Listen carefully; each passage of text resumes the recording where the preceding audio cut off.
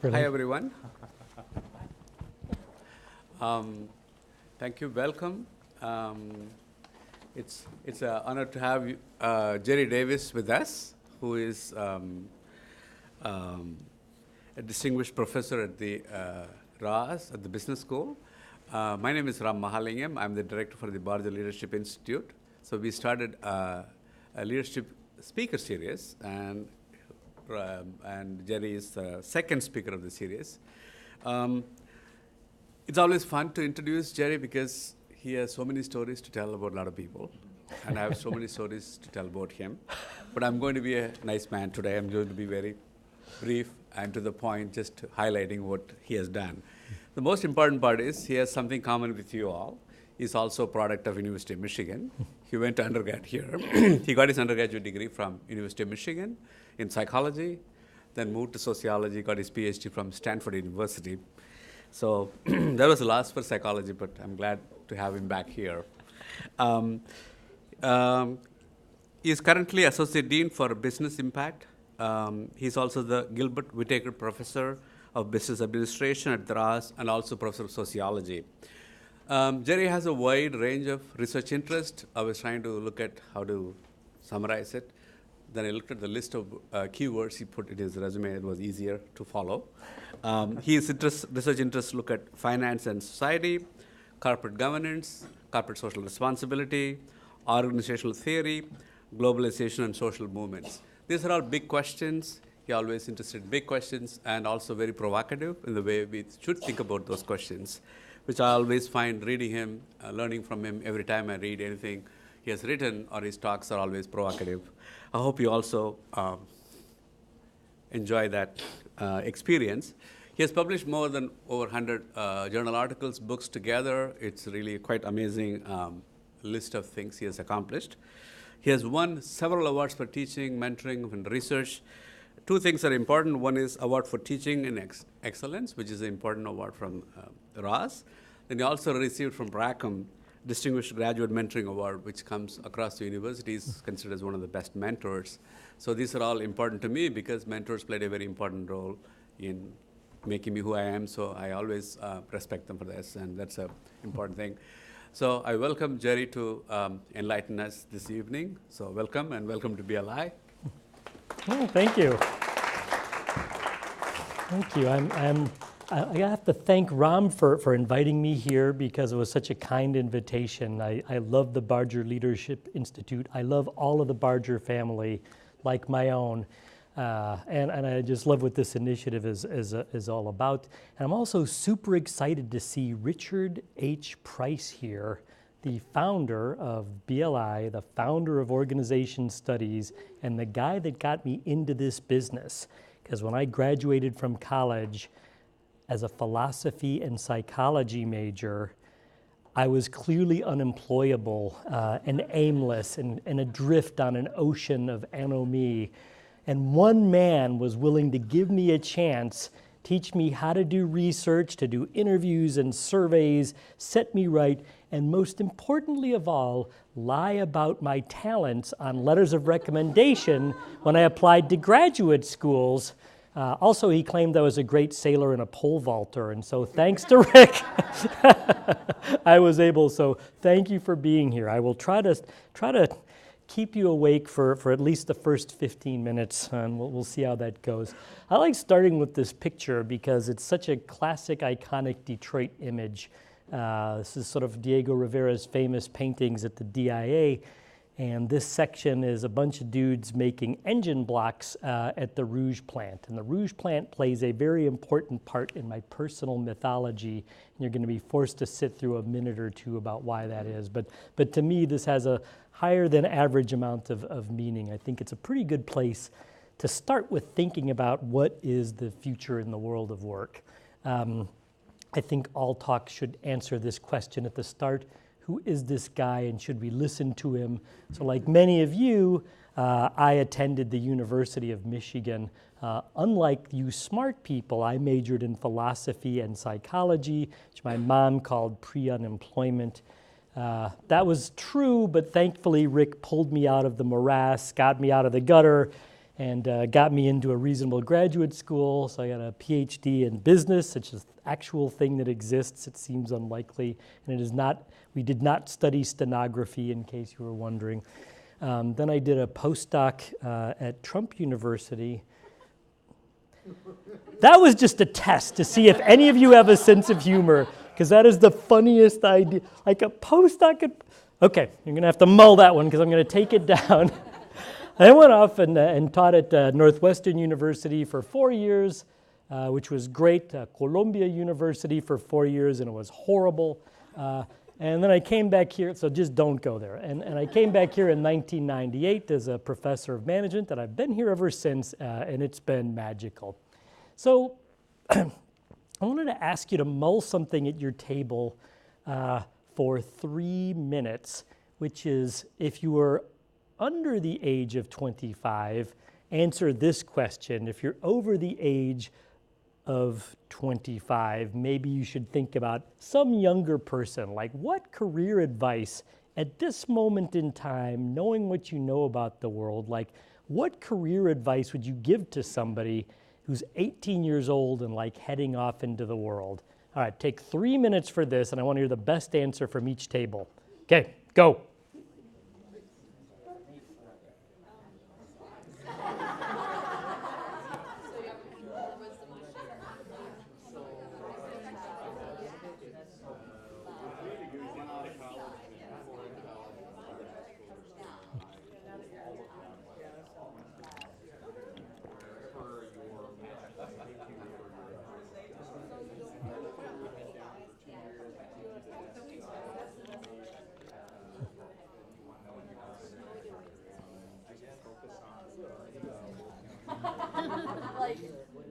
We were saying find something that you're passionate about.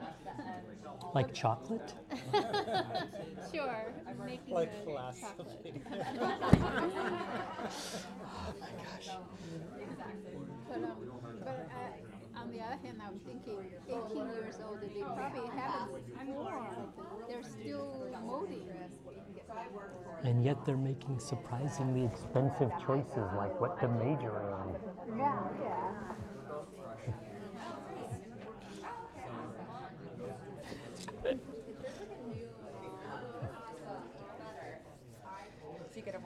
What are the young people saying? Wait, we haven't heard what they have to say. Yeah, that's what I want to know. Wait, you said you're freshman, so even like through your first year of college, what would you tell someone younger than you? I would say like try to connect with maybe I'd say connect with professors as much as possible and try to make as many connections, because I think that will like help open doors, I would say, from like this point in time. So like networking. Yeah, I would say that. I'd probably say just be unafraid to explore and try new things, because you never know if you'll like something that you haven't tried. We shared an answer. I already have one in my head, and Beth said it out loud. That like your career path is not linear, so that's kind of like what you get in college as your first degree is not the end all be all. I like the sound of that. All right. I am excited to learn the wisdom of crowds. We've got young people, we've got other young people with all kinds of insights who have different stages of youth is the way that I like to think about this. So what is the best answer yet? What was the best advice that came up at your table? Yeah, Mike. Well, we agreed here that whether it's follow your passion or do what you love. So, wow, I don't usually get a microphone because I project fairly well without it.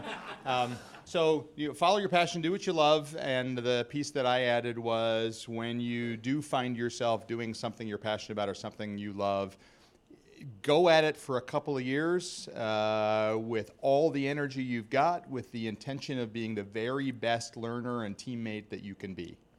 And after those 2 years, you'll have a really good sense of who you are and what you continue to be passionate about, and you can take it from there. All right. And so if my passion is chocolate, Go to Hershey. Okay. Or I want to be a ballerina, a firefighter, a veterinarian. You're saying follow that passion. Okay. All right, I just want to make sure. Okay, the other end of the youthful scale, what was the best advice to come up? Yeah, you can hang off. Call a friend. So, one person here said to do what you love, but also do what you're good at as well. Because I guess like when you're good at something, you'll naturally love it. All right. Other answers?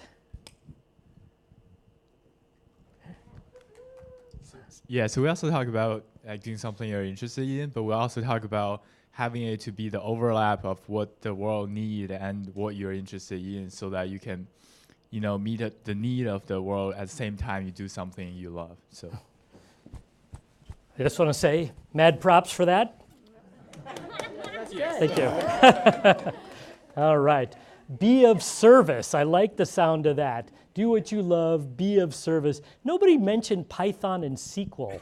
So I can tell that thank you for the Python and SQL. So you do not have children in college at the moment. Yeah. Yeah, he did bring up like learn coding as early as possible. So that's very much it. And Can then we put those together? Yeah, we also talked about though like when you're younger, like exploring any experiences that are out there as soon as possible, because it's easy to come to college and like so many kids know all these different things, like how to play like 4 different instruments, and they've like worked under whoever, and it's like, why didn't I do that when I was younger? And it's like a real question, like why not do it when you're younger? Like there's no reason not to. So definitely do it earlier, and the earlier the experience, the better, I think, later on. Nice. Be of service, follow your bliss, Python and C, learn to code. Try things out because the cost is lower when you're young and you can do different things. Nice. I think about this because my daughter is on a plane right now coming home from college, and unlike smart people that attend their local state university with reasonable tuition, she's going to a private school which after 4 years will run $300,000. The median house price in the United States. And when she tells me the courses she's taking, operas of Mozart, I think, great, follow your bliss, and for God's sakes, learn some Python and SQL. Things were easy when I was approximately 18. Everybody gave the same advice about careers, and it was super straightforward how you had a middle-class life if that was what you were after. So the first one, it's kind of a to-do list. Go to the best college you can get into, study something practical. They didn't have Python and SQL then, so it might have been mechanical engineering or something. Get a BBA, and then you can get a job with a name brand corporation. Be loyal to the company. They will take care of your health care and your pension. If you stick around, you will end up with a magical retirement. Buy the biggest house you can afford because real estate prices only go up, and then retire to Boca in financial comfort. There was a really clear plot arc when I was 18 for how things were supposed to work. I ignored it all. I knew what the rules were. I just didn't actually pay attention to them. Now those rules don't make any dang sense at all. Like in 2019, these rules do not make any sense. But also they wouldn't have made any sense if you went back a century. So when I was preparing for this talk, I was digging through the photo albums in my basement and trying to figure out more about my grandfather's life, my father's father. I found this. So this is, he's a handsome gentleman in the center there, same hairstyle that I have. And it describes, he's getting his 35-year watch at the Ford Motor Company in 1954. And it describes how he moved to Detroit in 1919 to work at the Ford Highland Park plant making Model Ts, because that's where the money was. But his broader life was kind of like a miniature, a synecdoche, as we say in LSA, a miniature version of a broader shift in American society. He grew up on a farm in Indiana. He got drafted into the Army in the First World War.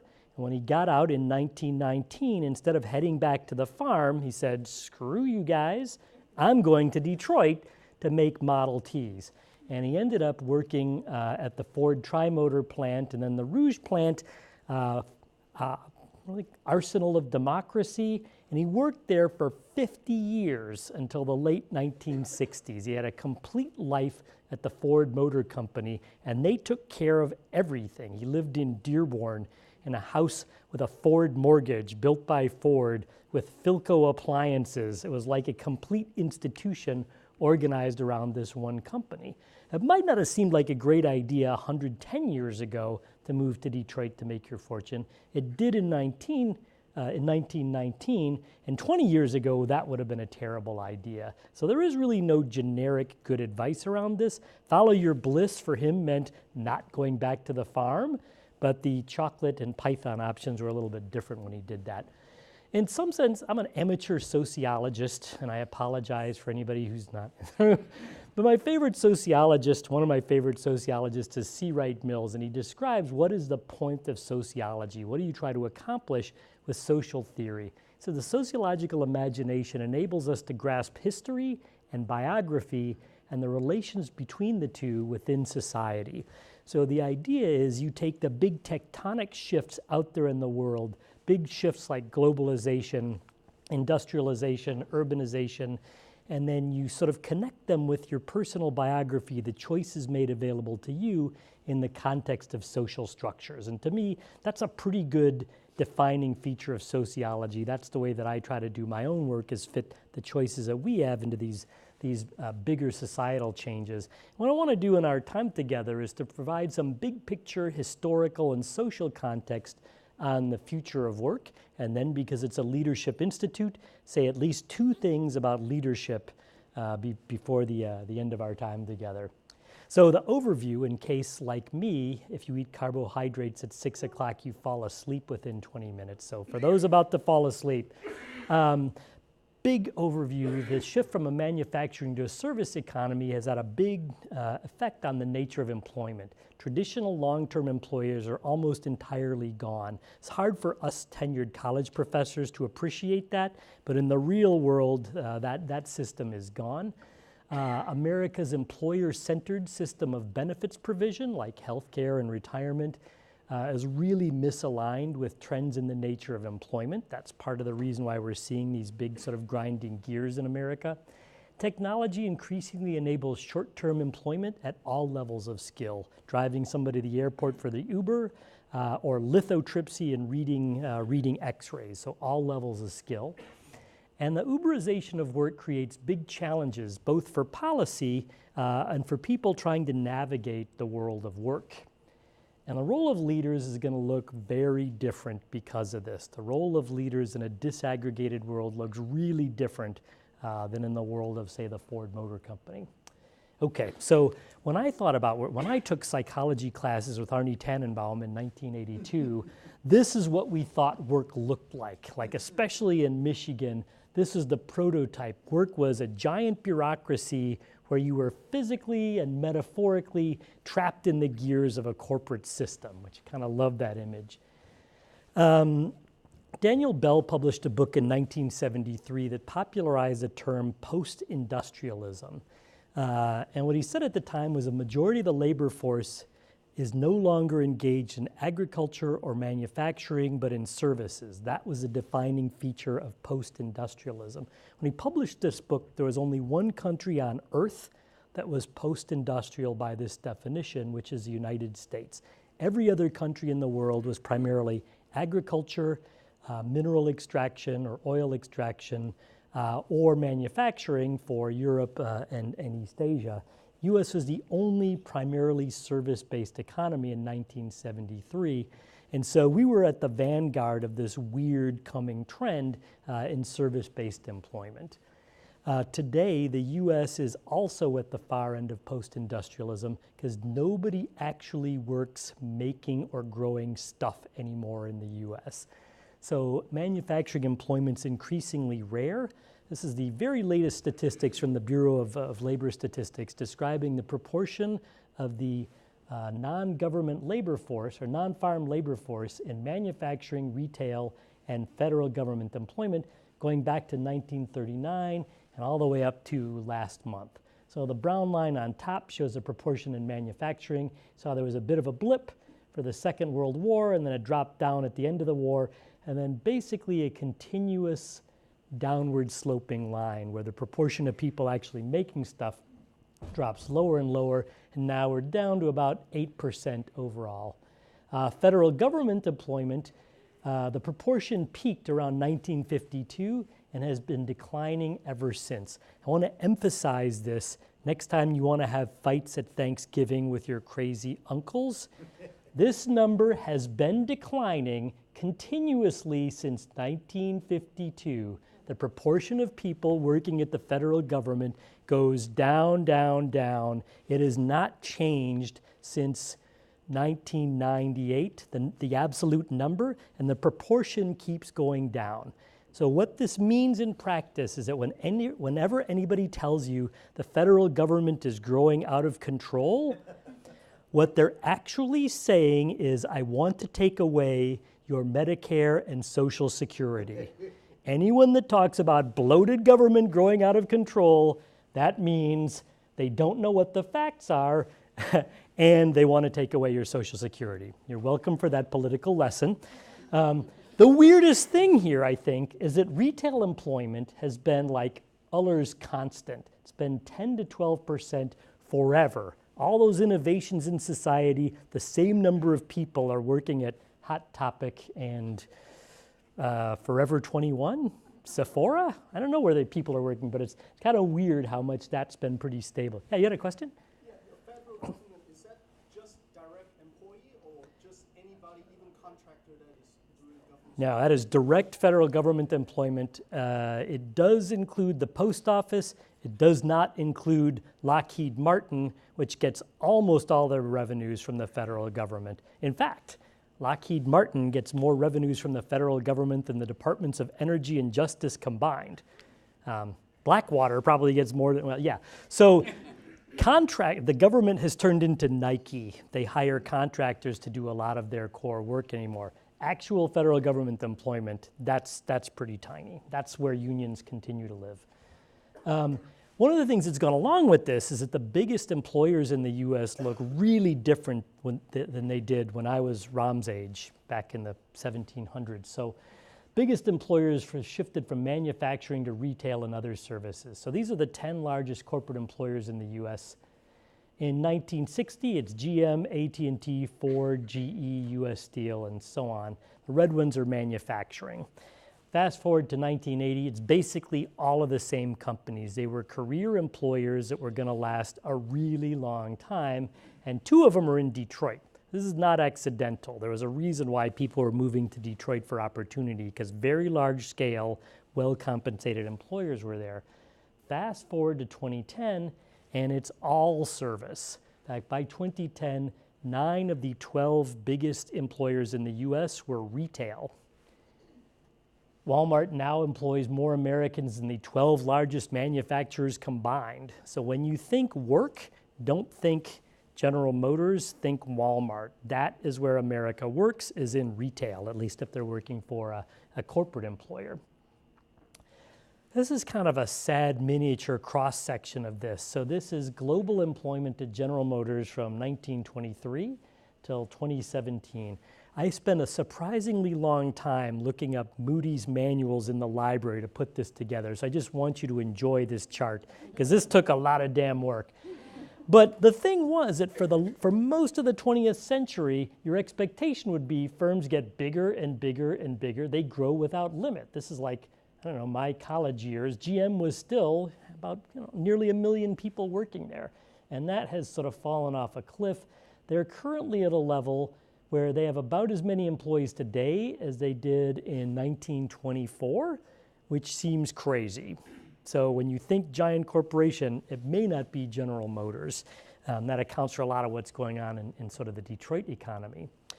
And for the elderly people like myself, I love this comparison. So if you had to say who are the blue chip companies, like the powerful, the representatives of American corporate might, you'd say the Dow Jones Index, 30 companies that represent the apex of American business. And these were the Dow Jones companies in 1988. I showed this recently to some people under 30, and they were all laughing and saying, Westinghouse, Woolworth, what, Bethlehem Steel? It's like the looks of incomprehension were great. If you go forward to today, the red ones are the ones that are left. Not for the purpose of videotape, but there's at least 3 that I would be shorting my pension fund on because I don't think they're still going to be there in the next couple of years. But I'm not going to tell you who because that would violate federal securities laws. But there's a few of these that I'm not too optimistic about. That's kind of crazy. This is like going to your 30-year high school reunion, and the football team is all like morbidly obese and bald, and they're, you know. Anyway, that's kind of where we are with the big companies. And you might say, awesome. I've read Austrian economists and Ayn Rand, and I am optimistic that these old, beat-up companies are gone and new, exciting companies are going to come and replace them. Not necessarily. If you look at the number of companies listed on stock markets in the US, it's actually dropped by half in the past 20 years. Half is, social scientifically speaking, a lot. It's kind of weird for us to have 8,000 and then somewhere around 4,000, and they have not come back no matter what else is happening with the economy. It's like, it's not just the dot-com, it's not just 2008, it is a secular decline in the number of public corporations in the US. If you go back to this picture, it's not because they're all becoming super concentrated and getting bigger. An awful lot of these, American Can is long gone, Bethlehem Steel was liquidated, Sears is going to be liquidated. A lot of these companies, US Steel is basically doomed, Westinghouse morphed into CBS, and then they're not all becoming more concentrated. It's mostly that they're actually evaporating. And if you say, yay, creative destruction, there are just not any IPOs popping up to replace those that have disappeared. So you see that in the 1990s, there were a ton of initial public offerings, companies going public. Now it has just never come out. The market tripled in the last few years, but the number of IPOs has not nearly tracked that. In fact, if you add up the last 6 years, it's about the same number of IPOs as in 1996 alone. And so we are not seeing, even though the university talks about entrepreneurship all the time, and we have shows like Shark Tank, imagining that everybody's going to start their own business, it's all a lie. Nobody starts their, well, not nobody, but the number of people starting businesses reached its apex around 2005, and it has never recovered. There's far less entrepreneurship happening in the world than there is on television or that universities like to trumpet. So for better or worse, still go to optimize, but this is kind of a mythology that universities love. And the other thing is that when these companies do go public, nobody actually works for them. So if you know anybody that claims that they work for Facebook, they are lying. They work for a contractor like Adecco that puts them out at Facebook, but they are not employees of the Facebook corporation. So this is crazy. If you add up the global employment of Zynga, LinkedIn, Groupon, Zillow, Yelp, Facebook, Tableau, Zulily, and Box, it's about 41,000 people. That's about the number of people that worked at Circuit City the year before they were liquidated and they were all fired. So this is the tech economy does not employ very many people directly. IPO companies do not create any jobs. So good lesson for those that are imagining that if only more companies went public, we'd create lots of jobs. They don't. It's almost as if corporations were vanishing. I have to have an ad for the damn book in there. So why is this a problem if it is? So I'm going to say if you're a commie, you might think this is great. Our corporate overlords have been pried off and now we're all free to be you and me, without being oppressed by these giant corporations. It turns out there's a pretty big problem in the US for a handful of reasons. So one is that our healthcare and retirement systems have been funded by corporate employers for generations. People get healthcare in the US not because they're a citizen, as in every civilized country in the world, like Canada, we get it because our employer thinks it's a good idea to provide health care for us. So that's a bit of an odd thing. If corporations go away, what happens to that social safety net? Upward mobility and the growth of the middle class depended very heavily on stable employers and career models. The way that you got into the middle class was move to Highland Park, make Model Ts, work a lot of overtime, and your kids could go to college. So that would be true of an employer like GM or Ford or GE or AT&T or even Sears, which used to have profit sharing, IBM. These were career employers. Those employers on the far right, do not be optimistic about your plans for advancement. Retail jobs are not at all like manufacturing jobs. Median hourly wage making cars is $27.90 an hour. Median tenure, how long people have been at their job, is 8 years. Median hourly wage in general merchandise stores is $14.07, which is a huge leap. 3 years ago was $9 an hour. 4 years ago it was about $9 an hour. So it's gone up a bunch, which is interesting. But the median tenure is 3 years. The average person's only worked at these firms for 3 years, and their average age is 38. So it's not that these are 17-year-olds that have been there for 3 years. These are full-scale grown-ups that work at retail for not very long. The mean hours worked at Walmart is about 34. The estimated turnover is 50%. So this is not a great career. If your goal is an executive vice president job, don't go to work at Walmart stores. Typical store has 350 people, and you might make it to assistant manager, but you're never going to displace that manager at the Walmart store. So it's not really a pathway into the middle class. Another thing is that big corporations are a lot easier to regulate. If you want to make companies behave themselves, think back to the Nixon administration. Sorry, old people, but sorry, fellow grown-ups, but like, it's weird in retrospect just how much Richard Nixon's presidency was the high water mark of what Roosevelt would have wanted to accomplish. So OSHA, 1970. EEOC got litigation authority in 1972. Consumer Product Safety Commission, I think, was 72. Environmental Protection Agency. All of the ways that we make corporations behave themselves happened during the Nixon years, right around 1970.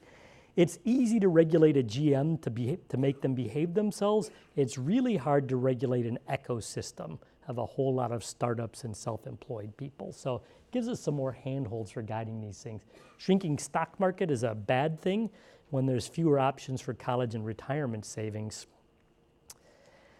So why did we have corporations in the first place? If corporations are disappearing and leaving this sort of smoldering ruin, in Flint and Detroit and elsewhere, why do we have these things in the first place? And you have to cast your mind back to 1937 for an answer that's pretty popular among economists and social scientists.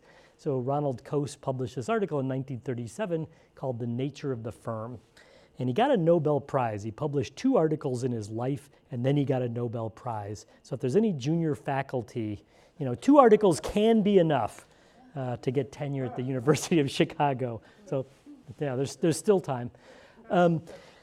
But his question is like 1937, and he looks around and says, why is the entire economy organized around giant corporations like GM and GE and US Steel and AT&T? Like, I'm an economist, and I know markets always do a better job than any kind of regulatory system. Why isn't all individuals trading? Why are there these giant firms rather than just individuals contracting with each other? And the answer he gave was that using the free market is not free. That going on the market actually costs money, and that should be figured into thinking about what's the best way to organize the production of goods and services. So the main reason why it's profitable to establish a firm would seem to be there's a cost of using the price mechanism. The most obvious cost of organizing production through the price mechanism is that of discovering what the relevant prices are. So think in 1937, if you said, we're currently making engine blocks at the Rouge plant, I wonder if I could find an outside contractor to do that. It would take like 3 years and a task force and a bunch of lawyers, and then if you found a contract, you have to like negotiate with lawyers. It's all a big mess. Price system is not free. It's very costly to use the price system, so sometimes it's easier to just organize things within a firm.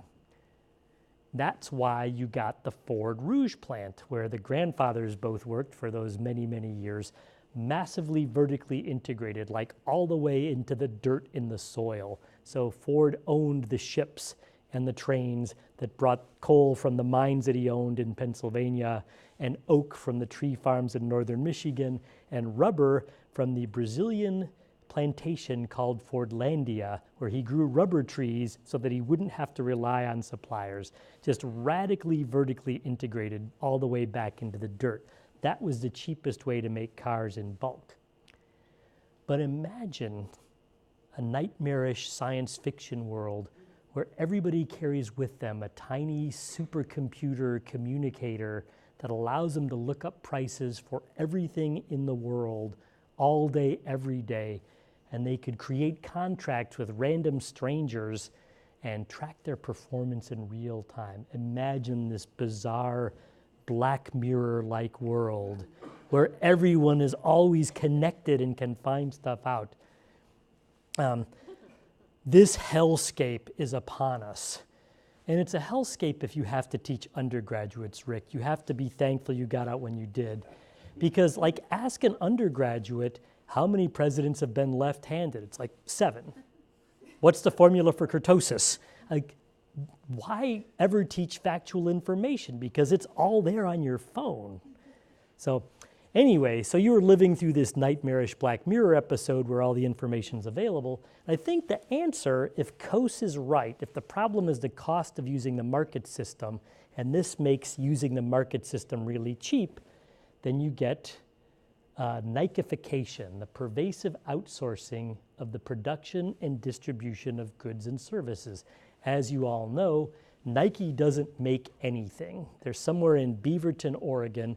They design sneakers and they hire Michael Jordan to advertise sneakers, but they don't make anything. They have sort of an archipelago of vendors in East Asia that actually make this stuff, and then they put their name on it, and then the shoes fall apart at dramatic moments.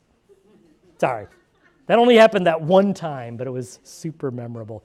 But that's there in the ideas business, not the making stuff business. That has happened throughout the US economy. It's very hard in the United States to buy a product actually made by the company whose name is on the label. Really, Boeing, for better or worse, and Ford, that will have actually been made or assembled by the Ford Motor Company. The US economy is at this advanced stage of Nikeification where it's vendors and not the companies themselves making stuff. So firms don't make the stuff with their names on it. If you have a Vizio TV, awesome. Vizio became the biggest selling TV brand in the US in 2010 with 196 employees in Irvine. They beat Sony, which has 150,000 employees in Tokyo, with 196 employees. That's crazy. Or not crazy, but they're an American brand because those 196 people are in Irvine, not like Sony. But as proof of concept to become the best-selling brand of a major consumer product with almost nobody working for you, that's kind of intriguing. You can hire vendors to do everything. So if you want to create your own pet food, there's a factory in Ontario, Canada, run by a company called Menu Foods that makes all the pet food sold in America, with a couple of exceptions. So if your dog gets sick, it's because of Canadians manufacturing stuff with horse parts from China that have got melamine sprayed on them. So weird but true, all the pet food is made in the same factory. They just put different labels on it when it goes to the store. Turns out all the tomato sauce in America is made in Rochester, New York at a former Eastman Kodak factory by the same company, which is great if you want to start Ram's delicious grandma recipe tomato sauce, because you can send them the recipe. They will cook it, bottle it, put your label, and get it on store shelves, and you don't have to do anything. If you've got a credit card and a web connection, you can be a tomato sauce magnate. So anybody with a clever idea and a credit card can start an enterprise today. Who doesn't have an Instant Pot yet? You don't have an Instant Pot? Leave this room now and buy an Instant Pot. It is without a doubt the greatest invention of the 21st century. And I think anyone that has one knows that's true, right? Yeah. This thing is dope. It can make dal in 15 minutes and it is so good. So I got to tell you the story of this company because it's kind of insane. Oh, by the way, if you go to Amazon and type Instant Pot, not only will you find the lame competitor, which is only slightly cheaper, but you'll discover that every cookbook category, the best-selling cookbook is for Instant Pot. So halal, kosher, vegetarian, Indian, they're all Instant Pot. It's a phenomenon that's changed the world. My research question was, what? Like, how is it possible? So new kitchen appliances is not an attractive category. It's like immersion blender, and like 20 years later, there's just not a lot of innovation in this category. But the guy's story is inspiring, so I want you to think about it and how you might apply it. So it's designed by this guy named Robert Wang. He was an unemployed computer science PhD. In 2008, it's like, well, does the world need another disappearing pictures of your junk app, or should I use my talents for something else? And his idea was what the world needs is healthy food that you can make quickly at home. So he came up with this great pressure cooker thing that's computerized. $350,000 is not a lot of money to start a business. Like, that's about the price of a Stanford undergraduate degree, just to put this in context. And he launched the thing on Amazon. And his marketing idea, Alibaba made it, of course.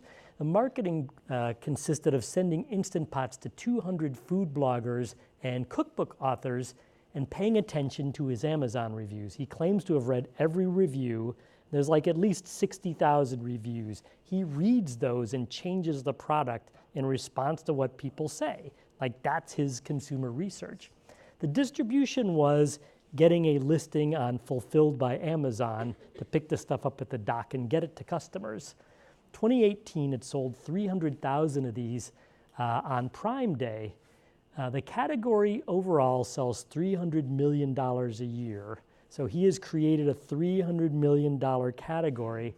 Their Facebook group has 1.8 million members. And the money shot, they have 50 employees outside Ottawa. So $350,000, 50 people, and he's created an entire miniature industry segment. Last week he sold it to a private equity firm. They didn't disclose the term, but it's got to be in the billions. So he might, if only we were a Michigan grad, we could have hit him up for a leadership institute. And anyway, so I want to ask you to talk at your table for about 3 minutes. This is a world where supply chains are disaggregated, where anybody with a credit card and an idea can create an enterprise with hardly any employees and dominate an industry. What does this mean for being a leader? Like, it's easy to visualize being an executive vice president. What is leadership in a world that looks like this? What does it mean to be a leader in this context?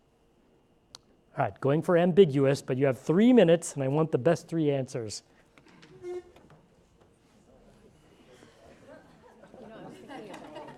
What Paul Sagan was talking about a couple weeks ago about following people that set out those good vibrations of energy and ideas, and I was thinking about that. The Rick Prices of the world that elevate people and give them worth.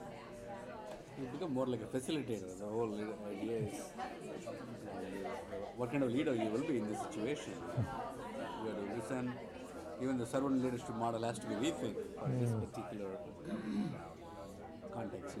You don't really rule from authority. Everybody's a partner, not a subordinate, so that seems different. I don't know. Curious. We should all become sociologists, is what that means. How does the fashion industry do? There are leaders in the fashion industry. So they open up a storefront in They were Detroit. astonishingly good at creating movements, attracting disparate people with lots of different kinds of needs. So it's more like a social movement where you're trying to encourage people to go in a direction, not to boss them. That's interesting. Finding influencers. Finding influencers. Like that he went and found the blog, like being able to tap into who is an I influencer. think the important part about that part his innovation was he replaced 3 different appliances into one. I need to have a pressure cooker separately, crack pot separately, and all I need one. So it saves a lot of space in the counter space. And that's really a big attraction.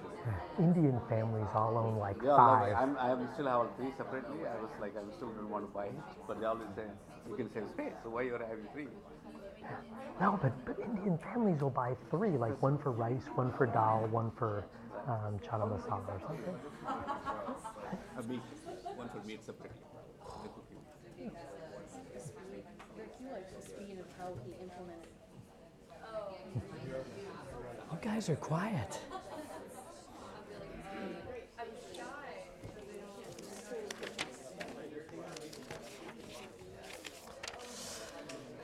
All right. Who has come up with a genius business idea on the basis of watching this and they're about to go off and implement it in their dorm? Just to be clear, you can do this in your dorm. Like you can do, even with a roommate, you do not need a lot of space to implement the Instant Pot model. It will violate the plan, and you will be fined and kicked out of housing. Wait, will you? Oh, okay. You cannot run a business out of it. Is that true? Huh. Dang. That's why there's no Facebook at Michigan, I guess. Yeah. All right, we got to get on this. Yeah, come to BLI. Thank you for your service. All right. What does all of this mean for leadership? We had an intriguing discussion over here, but you're the paying customers. Any thoughts? What's different?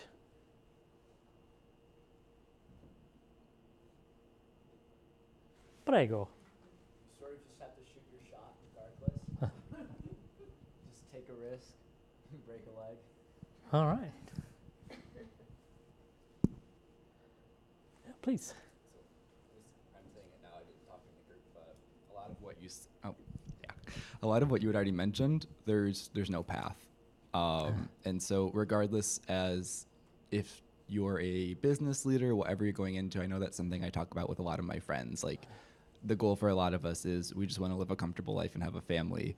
That used to be very straightforward. If you did these things exactly like you said you had it. In the same way, business models were pretty straightforward. A lot of them worked in the same way. They had the same structure. They had the same progression. Yeah. They don't now. Like, you can't follow in the footsteps of the giants anymore because either the giants are falling down or, like, it doesn't work.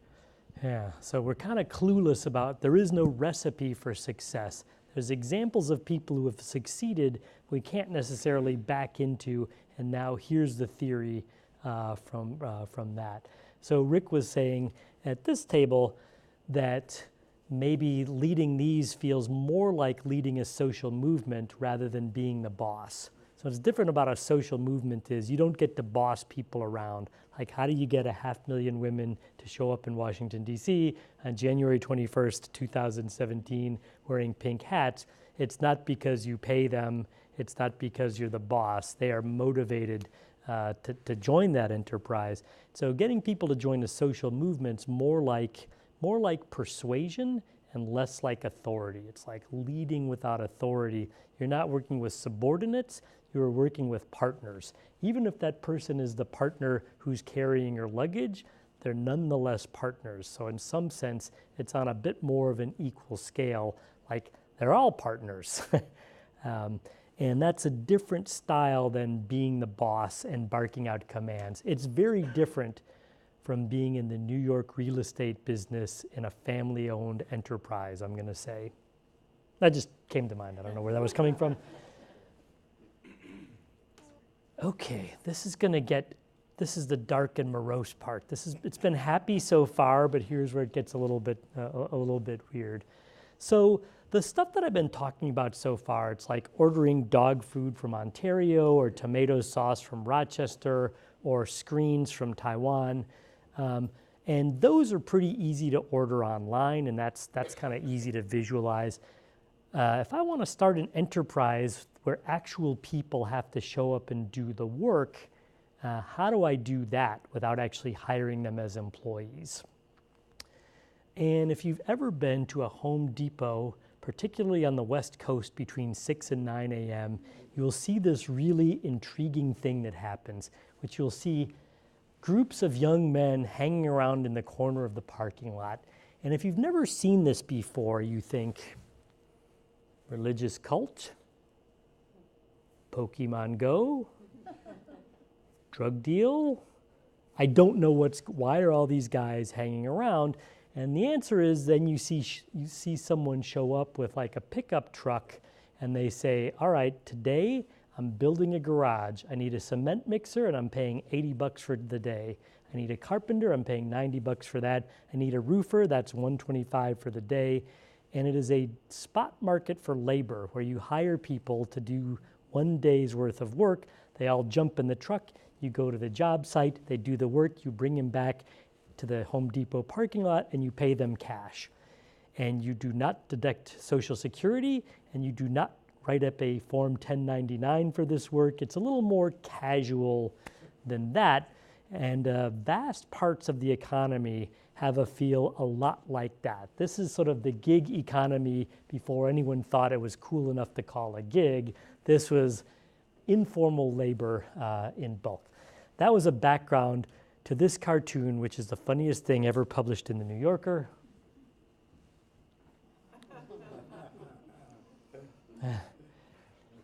That's right, a bunch of white guys wearing ties jumping in the back of the pickup truck when the guy is smoking a cigarette. Good for IT, how about spreadsheets? It's funny because it's true. If you go to any office in corporate America, you will discover that some chunk, and very often most of the people wandering the halls are contractors that do not work for that company. So I had Carl Camden, who is the CEO of Kelly Services, come and give a talk to my speaker series a couple of years ago. And he says, I'm the largest employer of PhDs in America. Sounded really implausible. And he goes, and we send them to Merck and Pfizer and like name your drug company. They need to do a drug test. They hire temps for 6 months to come in and use their PhD in biology to do that work. So it's at like all levels. The Google, Alphabet Corporation, a slight majority of the people that work at Google do not work for Google. They're contractors that wear a red name tag, and they're known at Google as TVCs for temps, vendors, and contractors. So they've got like 90,000 actual employees and a bit more than that in TVCs. They don't get the free beer, they don't get the free food, they don't go to the all hands meetings on Fridays, and they are not treated the same as the actual employees. So there's bodies in the building, but they're more like the guys in the back of the truck here. And as you all know, there is an Uber for everything now. If you go to the San Francisco Bay Area, any activity of any sort that one human being can do for another has an app for it. Absolutely anything. I'm going to recommend that if you want to try this theory, make sure you are using a VPN and a private window that is not going to track your, you name it, somebody has got an app for this activity. I've got a maid, masseuse, doctor, chef, valet, personal shopper, florist, and bartender. Each has his own app and can arrive at my door in as little as 10 minutes. The people on the other end doing this labor are liberal arts graduates who didn't learn Python and SQL. They thought if I just moved to the Bay Area, I can make a fortune in tech, but I don't know how to do anything. And what they're now doing is delivering flowers and chocolate milkshakes to the tech bros that actually know how to do things. And I have christened this, oops, it's not in there. Uberization is oh yeah, this is a good definition. This is Uberization. So it's a creation of impromptu labor markets enabled by smartphones in which buyers and sellers can connect for the performance of specific tasks for specified fees. That's actually a pretty good definition. It is buying a task, not renting an employee. So it is getting someone to do a specific thing, read this lithotripsy, pour this cement, and here's what I'm paying for that. Yeah, name the app. It exists out there. I actually had my own genius idea, which is a diaper changing on demand app. Like in case you have a kid with the rotavirus or something like that. Like I would pay $20 to have someone else do it. I'm calling it Duber. So if there's any venture capitalists in the room, that is my business idea. So Uberization turns the whole world into a Home Depot parking lot. If you've got apps that create a market for the performance of specific tasks, then the whole world can become like that Home Depot parking lot. A tricky part, if you're in the world of HR, is how do you evaluate people's performance? Like, I can look at speed, but how do I get a good measure of whether someone has done a good job? And that is the complicated part, is like, yeah, I can hire somebody to do a lithotripsy, but what if they do a terrible job? You need some system to evaluate people. And so, if you've ever been to Singapore, it takes 26 hours roughly to get there, and even if you're in first class, it is not a pleasant 26 hours. When you get there, make sure you don't have any drugs in your luggage because you will be executed. They tell you that with the little card as you're about to land. The punishment for possession of drugs in Singapore is death in dark letters, so just be really careful when you get to Singapore. I lost a colleague that way, and no, that's a lie. But then you get to passport control, and they're super efficient, and if you don't have any drugs, you get through pretty quickly. And then you encounter this, which I thought was great. Please rate your experience with passport control from excellent to very poor.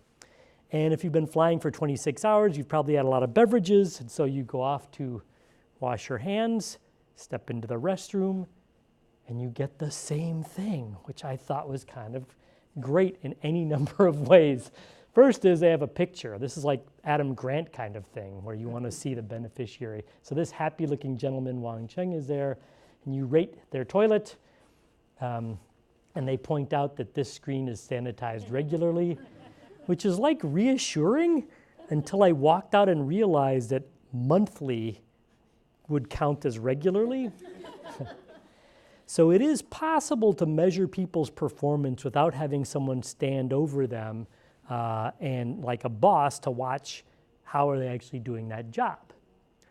And if you, like I, live your life by the show Black Mirror, you remember Nosedive, Season 3, Episode 1, where people rate every human interaction afterwards on a 5-star scale for all humans. You know with certainty that HR departments across America will be launching a version of this, starting in retail because of Accenture, but eventually it will spread everywhere else, so that when you encounter Mike at the checkout counter, did he smile or not, you will be prompted, like every damned airline, like, how did you like your check-in service? Leave me the hell alone. Anyway, you will be prompted to rate people, and probably if you do enough ratings, you'll get some kind of discount or loyalty reward. So that opens up an intriguing possibility. Could we use this to create an employee-free version of Walmart? So you know that Walmart is by far the largest employer in the world. It's the largest employer in the US and in Mexico and in Canada. Walmart is really, really, really big. But suppose that Wall Street convinced Walmart that employees should not be an expense that they keep paying for. What if they wanted to be more like Nike? How would they pull that off? And here's the recipe for Walmart. So what they currently call associates would be transitioned to self-employed micro-entrepreneurs, each of whom had an LLC as their entity. So it'd be a freestanding limited liability company. And instead of training them, you would say you should invest in your own human capital by going to a community college or Amazon to get badges for shelf stocking, checkout, warehouse. So they'd have a set of badges, which could be using this. And so that qualifies you to do that particular task. And evaluations would be automated. You'd have a combination of speed, how quickly did they do the task, and customer ratings of what the interactions were like, so that instead of a boss overseeing you, everyone would have a running report card of the quality of their performance. Now here's the part where it gets awesome for the Ayn Rand fans in the room. Qualified associates, people who had over a 4.5 rating, could then use the UServe app to bid for shifts within commutable distance.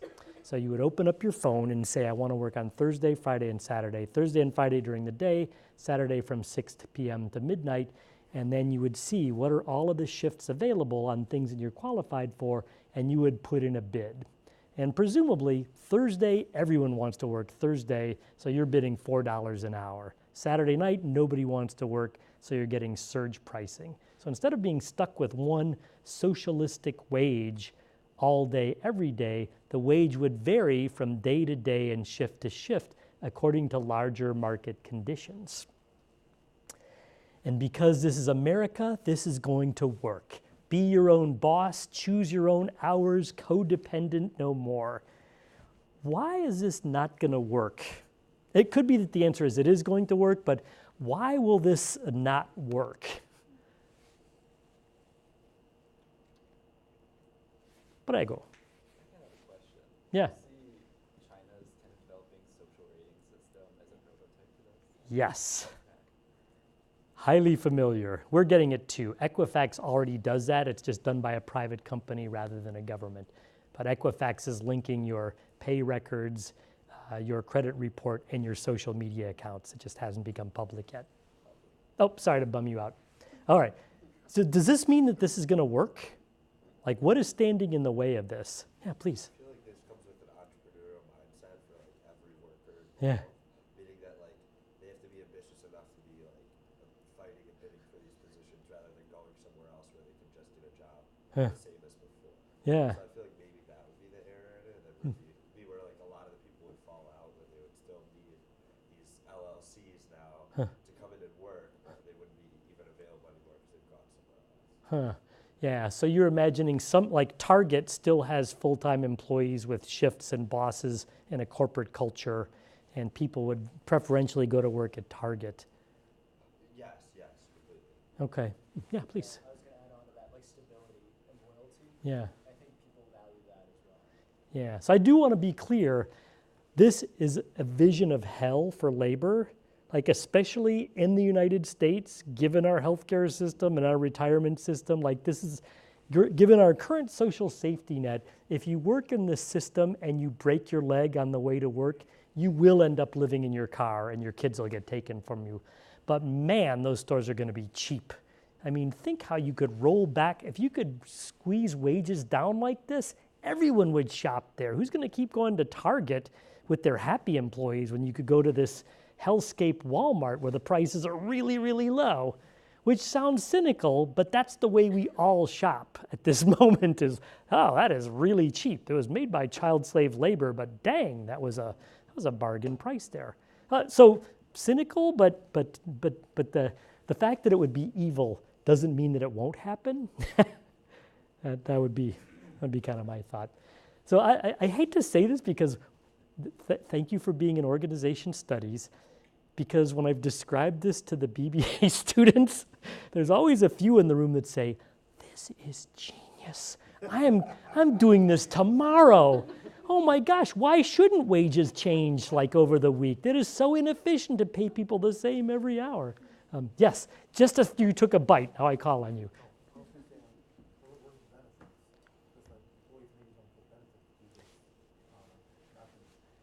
Yeah, because benefits are for socialists. This is a world where everyone takes care of their own things. If they want benefits, they should go buy them.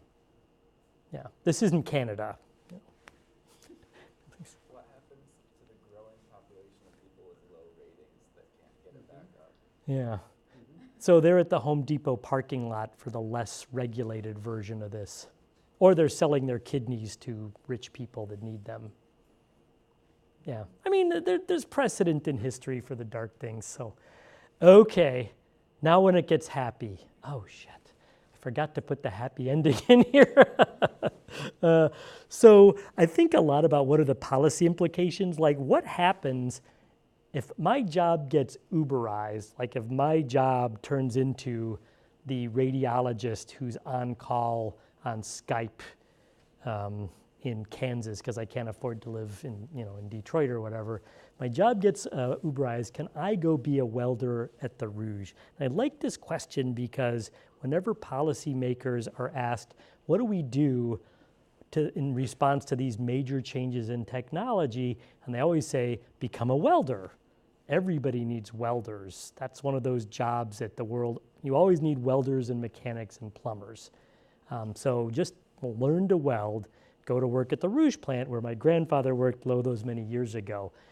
But if you've been to the Rouge plant lately, you've noticed that they make the cars out of aluminum and not out of steel. Now, I'm not a metallurgist, but they use glue to connect the body panels. Like welding is really different in the context of aluminum. And when they go to carbon fiber bodies, all the bets are off. So jobs don't necessarily stay still. Even welder, there's a lot of work at this moment. I'm not sure in 5 years. What about plumber?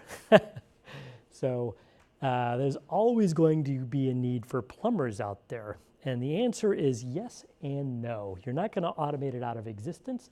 But if you look at the job description of a plumber, this is the government's ONET data, where they go into massive detail about what a plumber actually does. If you actually read through all of this stuff and track it over time, it turns out that plumber has become a high-tech job. So even plumber today looks nothing like plumber 20 years ago. There's a lot more data analysis in plumber than there used to be. And if you think about it for 15 seconds, you know why. If you go to our building, the urinals are all electronic and have all kinds of, they know when you're approaching, and they say, open the pod bay door, Hal, I don't know. So yeah, you interact with these things in a very different way. That's part of the job now. They are electronic, and this is just in the US. If you've ever used a toilet in Japan, I mean, it's like it's got a server farm for the nozzles and the buttons. It's just like, yeah. So plumber is not necessarily as safe as it used to be. The flip side of this is what happens to all of the truck drivers when truck driving becomes automated. And as you may know, truck driver is the single largest category of job in 35 US states. In most states in the US, the biggest job title is truck driver. So if truck driver goes away, first, you should be in the torches and pitchforks business because a lot of those will be flying off the shelves. But also, like, where do these folks go when those jobs disappear? So my student, Teddy DeWitt, who's a genius, did this nerd analysis, making an n-dimensional map of the labor market to show what are all the jobs in the neighborhood. And the nearest jobs for truck driver are locker room attendant, not a great career choice, slot supervisor, okay in Las Vegas, locomotive engineers, that will also be automated, amusement and recreation attendants, security guards, and orderlies. There are not the career paths from truck driver to something else. The available jobs that they have the relevant skills for aren't in their neighborhood, pay worse, and are already full. So that makes me anxious. So what the heck yes, please. Have you thought about potentially like new jobs being created? Jobs that aren't necessarily, that don't have a name yet? Yeah, most def. So security, online security expert for sure. Python coder and variations of that are really good. Like what are you imagining for truck drivers? Like what is the next, what does sitting in, yeah. I suppose if you were to look back like 30 years in manufacturing, nobody would have thought new jobs such as like truck driver, like jobs that like truck driving would be so large. So like perhaps there would be new ones. I like the sound of that. Yeah, I would second that for sure. I've definitely seen something on that about like how a lot of like these careers leaving like at a time there was a time when a lot of these weren't even around before. So Yeah. with them going comes like new ones that are being needed as well. That like I guess I get what you're saying with like where can like someone just driving a truck go from there, but like there must be something, right? Some sort of transfer at least to where like skills that like you can use every day. All right, I'm going to declare the job of the future for everyone under 25 in this room, which is job title engineer. like to basically learn the Python and SQL stuff and figure out what are the pathways. Like, this is a serious policy question. Where do people go? Because like, I also have the faith that things will work out in one way or another, but we really need some leadership to figure out what are those pathways? Like, what's the relevant training for that? Because what we're going to do now is train everyone to be a welder, and that's not going to be the right solution to this. Or change community colleges to make everyone home health aides, which might be the thing. But I don't think we've been we need smart people like you all to be thinking about what are those pathways forwards? Like, what are those job titles that don't exist? How do we get people pointed in that direction? Because it's tough. I mean, a lot of smart people have thought about this, and I have yet to see a Democratic candidate or a Republican candidate say, here's my solution to the unemployed truck driver problem. So if you could all put your heads together on that. I'm not going to make you break into groups to reemploy the truckers, but this is kind of the question of our decade. Is it's going to happen to title after title, and that's going to be like, how do we manage that transition is going to be sort of a big issue for us. What do I do next? Pay attention in class. I'm going to speak in favor of liberal arts education, because liberal education actually gives you the capacity to think about this stuff, see what these patterns are, find those connections and say, oh, but it turns out that airlines shouldn't recruit from other airlines. The best flight attendants are teachers and social workers, because they're really good at dealing with angry, petulant drunks. I guess, I don't know. That was the way Southwest supposedly did it. It's like, how do you find those unlikely adjacencies and find those paths? Liberal arts is good for this, so keep doing what you do. Learn to code. I'm going to say if you leave without learning Python and SQL, that would be bad. So start now, Python and SQL, go over to SI, wherever you find it, take an online class, whatever it takes, learn what an API is, or you'll be unemployed forever. I would say think like a social scientist. This is something that what I love about organization studies as a group in the social sciences broadly is to be able to think about how does all this tumult change the way society works? Like, think what comes next in place of this. Take that sort of sociological imagination to apply it. What happens when you can rent rather than buy workers? What happens when platforms enable people to do X? Like, that's what liberal arts is good for. And I have to say, move to Detroit right now. Cities are kind of where the action is. I know it's sad to say this, but that is where the action is. And Chicago, New York, and San Francisco are full, so just don't move there. Too many Michigan graduates move to San Francisco, Chicago, and New York. They're charming for a while, but honestly, move to Detroit. It's much cooler, it's more interesting, it's more real. The weather's more fascinating. I'm just going to say Detroit is kind of where it's at. And some concluding thoughts. Work is not going away, so it's not like we don't have lots of needs. Someone should be filling the potholes in Ann Arbor, Michigan. That is a real job. Somebody should be looking after those noisy children. There is a lot of work to be done. There's going to be a huge need for home health aides and forms of care.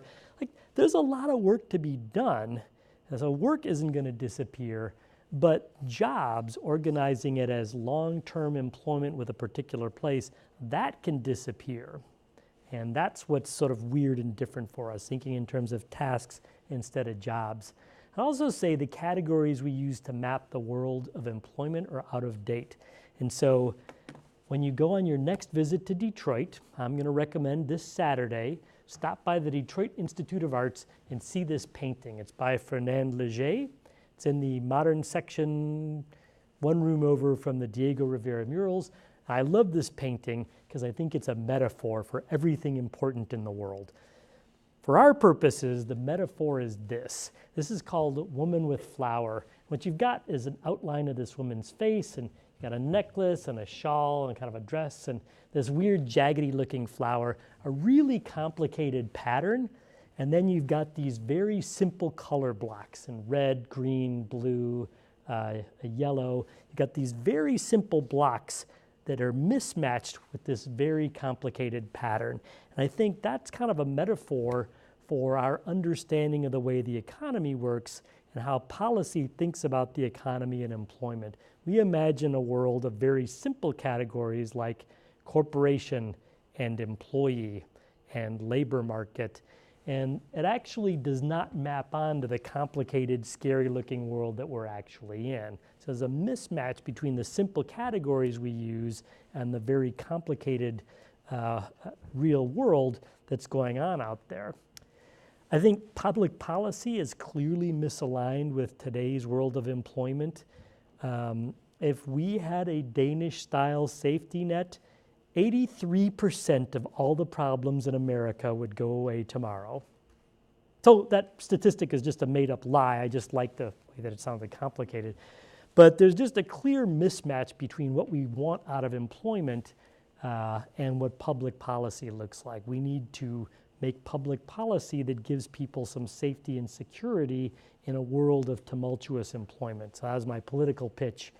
I would say at the end that the world is always in need of leadership talent. So all of the things that you learn as part of the Barger Leadership Institute will serve you well for the rest of your life. So let us thank those Barger leadership people for doing what they do. All right, we may have reached the end of our time, but I can hang if you got any.